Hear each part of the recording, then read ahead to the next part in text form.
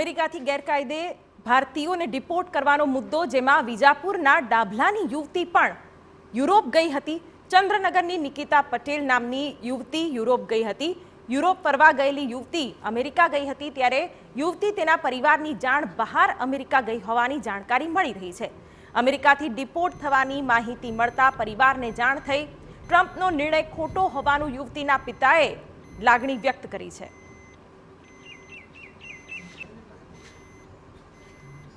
America से 205 लोगों को डिपोर्ट किया गया है, जिसमें से 33 लोग गुजराती होने की खबर है, जिसमें से महसाना के भी कुछ लोग हैं। महसाना के डाभला के चंद्रनगर में हम पहुंचे हैं, जहां कनुभाई पटेल हमारे साथ हैं। कनुभाई पटेल की बेटी निकिता बेन अमेरिका पहुंची थी, उनको भी डिपोर्ट की गए होने की खबर है। आपको क्या खबर मिली है? निकिता कितने समय पहले गई थी और कहाँ गई थी? 1 महीने पहले गई थी यहाँ से।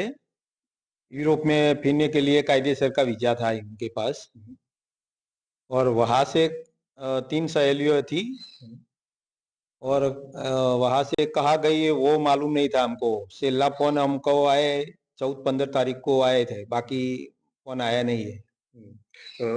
आखिर